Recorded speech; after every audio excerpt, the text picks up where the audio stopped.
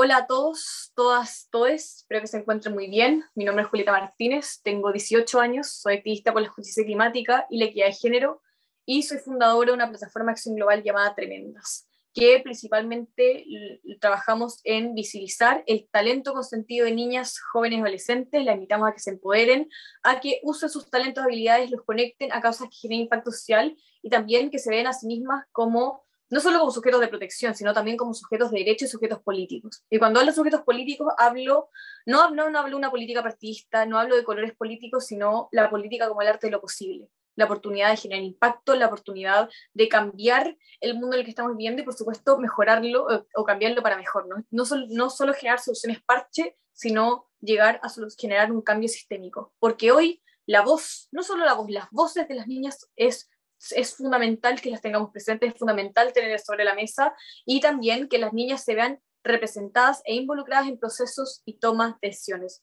Sobre todo pensando en el contexto que estamos viendo, ¿no? Hoy en día estamos en un contexto de crisis, estamos en un contexto de pandemia, pero también si la vemos desde otro ángulo, estamos hablando de un rediseño de un nuevo mundo. ¿A qué me refiero con rediseño? Me estoy refiriendo a repensar muchas cosas. Hoy en día estamos repensando muchas cosas. Estamos repensando la economía, repensando la forma de hacer política, repensando nuestras decisiones, por qué tomamos las decisiones que tomamos actualmente, cuáles son mis principios, cuáles son mis prioridades, qué es lo que entiendo por un futuro sustentable, qué es lo que entiendo por igualdad de género, qué es lo que entiendo por sostenibilidad en particular. Y también una de las preguntas más importantes hoy en día es, ¿quiénes son los líderes y lideresas del mañana? ¿Qué principios y valores comparten conmigo? ¿Por qué les sigo? Y finalmente, ¿cómo yo, como persona, como parte de la sociedad civil, me convierto en agente de cambio? ¿Cómo yo, como niña, me convierto en agente de cambio y demuestro que mi voz y mi voto cuenta? Y que mi rol hoy en día, dentro de lo que sería trabajar por la sustentabilidad, es fundamental. Y les quiero presentarles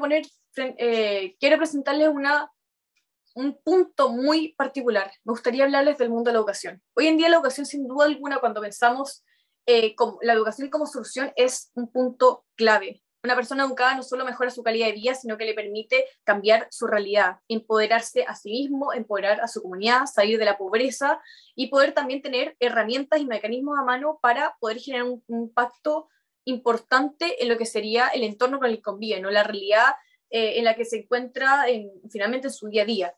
Y en particular me gustaría hablarles de la educación de las niñas como solución climática, porque educar a las niñas no solo le permite cambiar sus vidas, mejorar sus vidas, sino que les permite cambiar el mundo. ¿Y por qué me estoy refiriendo directamente a las niñas? ¿Por qué estoy hablando de la educación de las niñas como solución climática?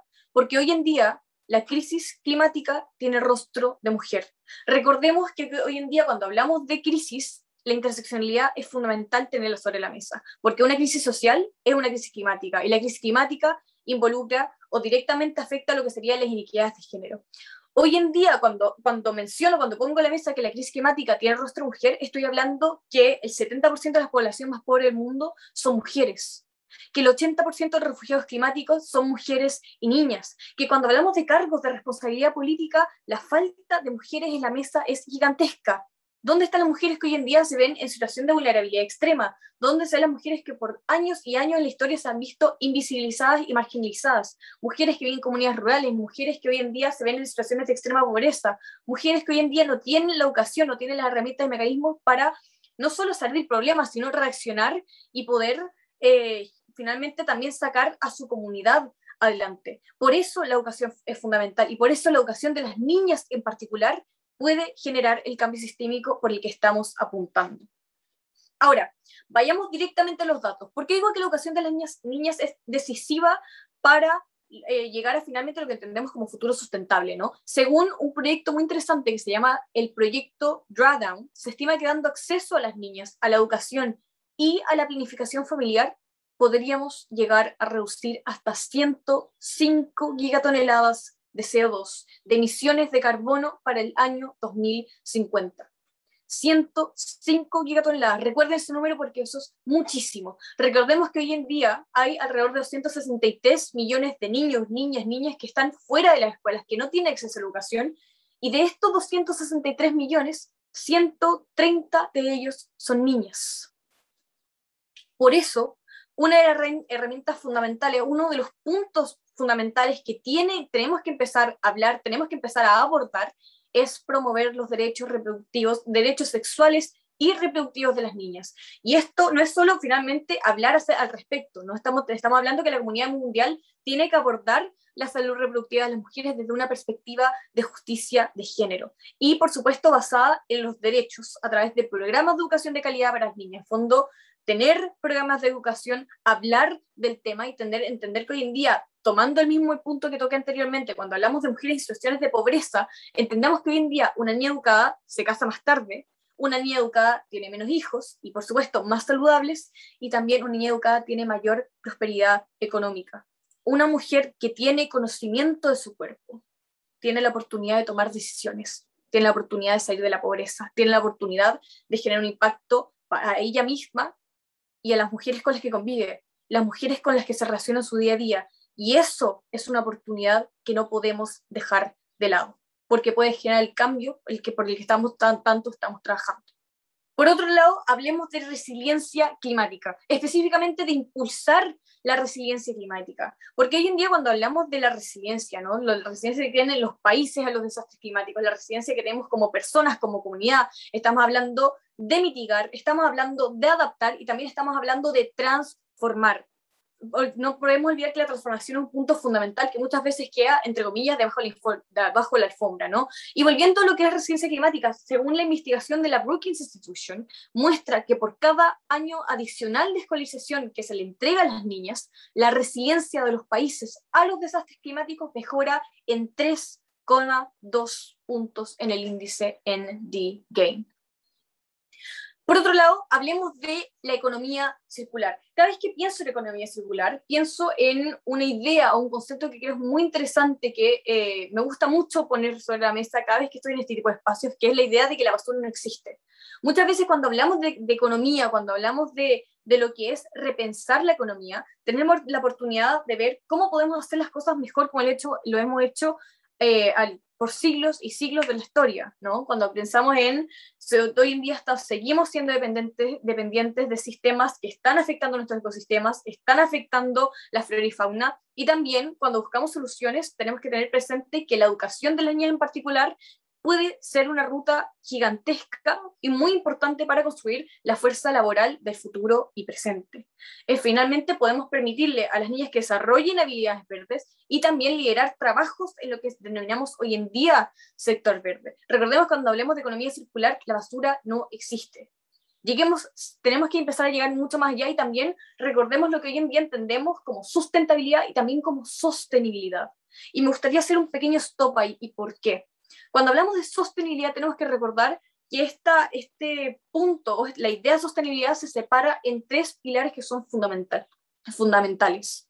Estamos hablando de un pilar social, estamos hablando de un pilar económico y estamos hablando de un pilar medioambiental. Y esos 3 siempre tienen que ir de la mano. Son 3 cosas que siempre están en equilibrio, tienen que estar en balanza para finalmente poder prosperar como especie humana y también ser respetuosos con el entorno con el que convivimos. Finalmente, pero por supuesto que no menos importante, estamos hablando de formar niñas líderes.